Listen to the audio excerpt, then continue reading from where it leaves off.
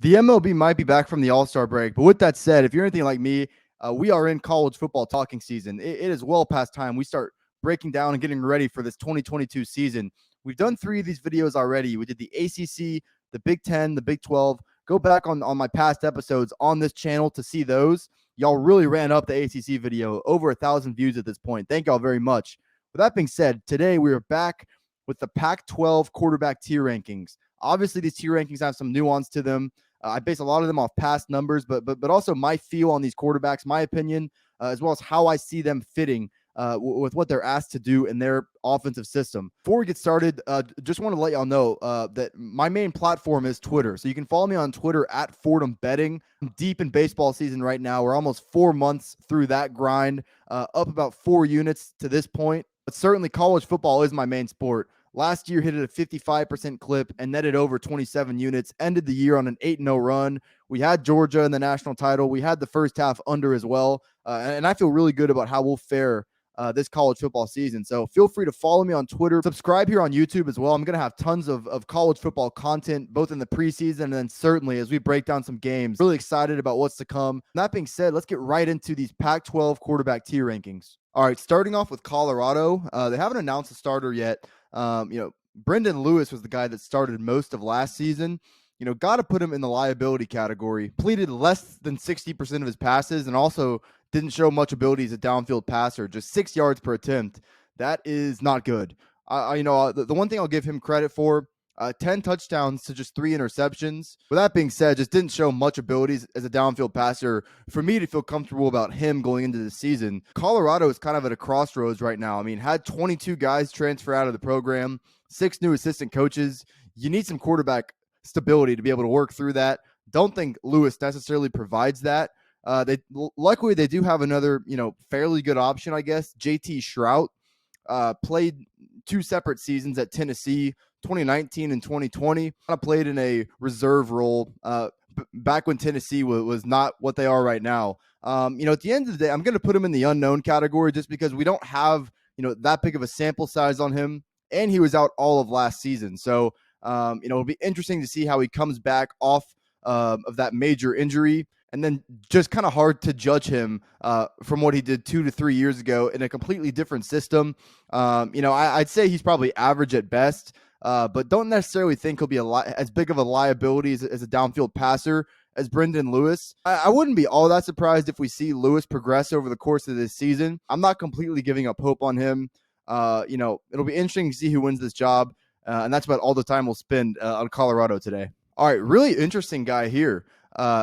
Actually the Pac-12 freshman of the year last year. He's actually at a new school, transferred from Washington State to Arizona. We got Jayden I'm going to put him in the above average category by nature of winning that freshman of the year award in that conference. Obviously had a really solid, first campaign, 64% completion, 8 yards per attempt, 23 touchdowns to just 9 interceptions. Now he's entering a program that's kind of in a different phase. Obviously 2021 was the first year of the Jed Fish rebuild in Tucson. Jayden is going to be such a big upgrade for Arizona. They had some really, tough options last year at quarterback. But the other thing too, it's not the same system. Obviously Washington State, they had some turmoil last year with their head coach getting fired. He was much more of an air raid type of guy. This is a different system.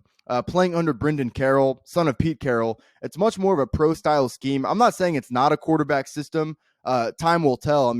It's kind of hard to judge off of what we saw from last year. Just from an unbiased point of view, just some bad quarterback options for Arizona. I wouldn't be all that surprised if he takes a step back this year, but still a very good move for Arizona. Showed me enough as such a young player last year that I will give him the benefit of the doubt. He's got some young, talented wide receivers to work with. My issues with Arizona this year don't really, lie in the skill positions. I'll go ahead and put Jayden in the above average category heading into 2022. All right, we got Washington here. Obviously a very disappointing year last year. Fired head coach Jimmy Lake, so first year head coach this year. He's got 2 options. Michael Penix Jr., who you might remember from his time at Indiana. Personally, I do think he wins this job. I'm going to put him in the average category. Didn't wow anybody as a passer. Right around 60% completion, just over 7 yards per attempt. So he's not a great downfield threat. But with that being said, when you compare him to Dylan Morris, who's obviously the other logical option in this battle, I think Dylan Morris is quite frankly a liability. While these guys have similar completion percentages and yards per attempt marks, the one difference with Penix is throughout his career, he's got about a 2-to-1 touchdown to interception ratio, whereas Morris is 1-to-1. Morris has really struggled with turnovers. And y'all, I'll say the one thing too. The one thing that Penix does have in his back pocket over Dylan Morris, that he actually played under Kalen DeBoer. Back in 2019, DeBoer was the offensive coordinator at Indiana. That was actually Penix's far and away best overall statistical year. So I do think he has that in his back pocket. Washington obviously has Sam Huard as well, former 5-star quarterback, son of, he's part of that Huard family. Am I saying that right? If I'm not saying that right, feel free to roast me in the comments. But yeah, he's part of the Huard family. Brock Huard played in the NFL, and that whole lineage runs through Washington. Wasn't all that impressed from what I saw from him last year in a very limited role. At the end of the day, I don't think DeBoer brings in Penix to bench him. He's worked with Penix before. I do think Penix wins this job. He's certainly not going to wow anybody as a passer, but do think he understands this system well enough to where he should be serviceable, much more serviceable than a guy like Dylan Morris, who, quite frankly, was a liability for Washington last year. All right, really interesting situation here. So we got Cameron Ward at Washington State. Hasn't played at the FBS level yet. Played his prior years at Incarnate Word in San Antonio, Texas. He's already been named the starting quarterback by Washington State. You have to put him, in my opinion, in the unknown for the simple fact that this is obviously a step up in competition. This is not the Southland Conference. This is Power 5 football. I will say, though, did have great numbers from his time at Incarnate Word. 64% completion, over 8 yards per attempt, 38 touchdowns to 10 interceptions last year. And not only that, his offensive coordinator from Incarnate Word is now the offensive coordinator at Washington State. So there is continuity there. The one thing I do worry about, in addition to this step up in competition, is, I don't love what Washington State has at wide receiver. Give Jack Dickert credit. When he had to take over as the interim head coach in the middle of last season, he really steadied the ship and did a great job. With that being said, I still think that this program has its holes. I don't love what they have at wide receiver. Yes, lots of these guys on this team have played under a similar air raid type system, but it's still a step up. I think you have to put Ward in the unknown. If you're asking me my opinion, I think at worst he's an average quarterback. He's played too much football under Eric Morris. In my opinion, he's just had too much success to come in and be a liability. I think his ceiling is probably above average. 64%, 8 yards per attempt at the FCS level. It's very solid, but it's also not dominant. Don't think he's going to come into the Pac-12 and dominate. But if you're asking me, I think he ends up right in between that average to above average range. All right, Cam Rising from Utah. I'm going to rate him as the third best quarterback in the Pac-12 going into this season. I just don't think that the numbers are there to put him in the very good category. I'm going to put him atop of this above average category. Didn't have a great year as a passer last year. 63%. Just over 7.5 yards per attempt. So he wasn't great through the air. That being said, 18 touchdowns to 5 interceptions through the air. That's good. And he also added over 400 yards and 5 touchdowns on the ground. So he is a dual threat. I think Kyle Whittingham has this Utah team in such a good position overall. In my opinion, going into the year, this is the best team in the Pac-12. You don't need Rising to be a world beater. Utah obviously won the Pac-12 last year with the play they got from Rising, won some really big games down the stretch of the season. I wouldn't be all that against putting Rising in the very good category. I do think he takes strides as a passer this year. And you have to consider this about last year. Utah went into last season starting Charlie Brewer at quarterback. So Rising didn't get that full offseason knowing he was the starting quarterback. He does get that luxury this year. I can't believe Kyle Whittingham started Charlie Brewer over Cam Rising last year. A pretty head-scratching decision. To be honest, it probably cost Utah a chance at making the playoff. Do you think Rising could easily creep into this very good category? I'll settle with him as the leader of this above-average category. Do you think he's the third best quarterback in the Pac-12 heading into this 2022 season? All right, Caleb Williams, USC. Obviously, the most hyped transfer of this offseason. I'm going to put him in the very good category. I don't think he's the best quarterback in this conference. That's a hint of things to come. Did play really good as a true freshman, though. It's very hard for guys to just come in middle of the season and be able to produce the way he did. And I'll give him that. Just over 60%. Not necessarily ideal, but was over 9 yards per attempt. 18 touchdowns to 4 interceptions for a middle of the year insert true freshman. That's very impressive. And he's also shown that mobility on the ground, over 400 yards and 6 touchdowns on the ground. Caleb Williams should have a very good year. With that being said, I don't necessarily think that he's like a Heisman candidate this year. I think he'll eventually develop into that. But just my overall concerns with USC this year, Travis Dye, who's their running back, played at Oregon. Their top 3 wide receiver options are all transfers. I mean, this is a team that, they got a lot of talent on paper, but none of them have really played all that much together. Aside from Mario Williams and Caleb Williams, who both transferred in from Oklahoma, Lincoln Riley basically just put together a ton of ringers from all these different places. I'm not saying it can't work. I think the one benefit this team will have, and granted, this is a much more team-based conversation, but they do have a pretty favorable schedule to start the year. Toughest game early in the season is at Stanford. I don't think that highly of Stanford this year, but still, I do have my concerns just about the lack of continuity on this team. Still, overall, for the purposes of this discussion, do think Caleb Williams should have a very good year. I don't think of him as a Heisman candidate yet. Do think that happens more so in 2023 and maybe even beyond. Call me crazy, but I actually don't think Caleb Williams will be the best quarterback in this conference this year. Still a very good option for USC in 2022. All right, I wanted to pause here for a second. You might notice I got the Miami Vice shirt on. You might be wondering, how do I look as cool and sexy as you? Well, you can. Proud90.com. It's delivering you unique, but also very comfortable polos. I wear Proud 90 every time I go to the range, every time I go play around. It's very comfortable to wear around the house too. Obviously, they got polos, but t-shirts as well. If you want to get ready for the fall and winter, they got a good selection of hoodies and quarter zips as well. I'll add this too. They recently added a women's line. So if you want to treat that special someone, or if you are a lady yourself, Proud 90 has got what you need. Go to proud90.com or use the link in the description. At checkout, if you see anything you like at checkout, right as you enter your payment information, enter the code Fordham. It'll say coupon code or promo code. Enter the code Fordham. Gets you 15% off your entire order. Thank you to Proud 90 for sponsoring this video. And let's get right back into quarterback tier rankings. All right, Chance Nolan from Oregon State. I kind of went back and forth on this. Is he average? Is he slightly above average? I kind of settled on the slightly above average. I think for that system that Jonathan Smith runs, there is continuity here. Did show the ability to kind of manage games last year. He was over 63%. You can certainly win with that in a run-first system like Oregon State has. Almost 8.5 yards per attempt. I mean, that was pretty impressive to me. His touchdown to interception ratio was also above 2-1. Has proven to be effective enough, like I said, for a run-first system like Jonathan Smith does deploy at Oregon State.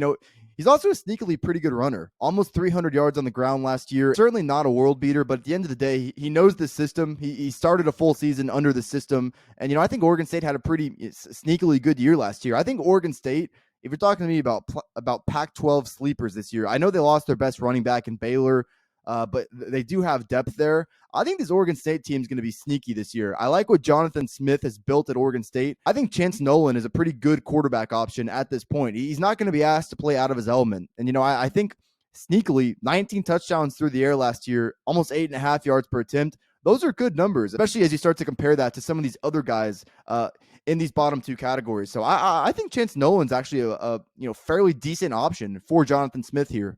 All right, Oregon Ducks. I don't know how much of a quarterback competition this actually is. Obviously, Dan Lanning brought in Bo Nix as a transfer this offseason. I really just don't think Bo Nix is anything more than an average quarterback. I've heard so much about how great of a spring he had. Oh, Michael, look at this throw from the spring game.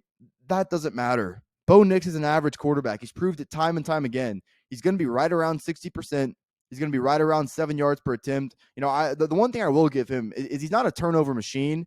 If he was a turnover machine from his days at Auburn, I'd have to put him in the liability category. I will give him that. I don't really worry about him turning the ball over. He's just not that effective of a passer. I mean, if you're right around 7 yards per attempt over a 3-year sample at a place like Auburn, I don't think you're that much more than an average quarterback. Obviously, the one element to his game is his legs. But this is obviously a new situation. To be honest with you, I kind of thought this was a weird fit.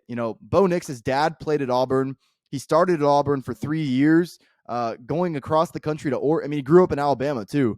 Going across the country to Oregon. I mean, I kind of respect it. Definitely a business decision. Sometimes those things don't work out as well as you think, though. Going into the year, I do think Bo Nix probably wins this job, but Can't rate him as anything more than an average quarterback. And listen, I really don't want to hear that the Pac-12 is so much easier than the SEC. Yeah, it's easier, but you still got to make plays. I think the Pac-12 is actually a pretty underrated conference. So Bo Nix is nothing more than an average quarterback in my mind. As far as Ty Thompson, who's kind of challenging Bo Nix, apparently didn't make that many strides over the spring. You got to put him in the unknown category. But, obviously a guy with tons of potential, former 5-star recruit.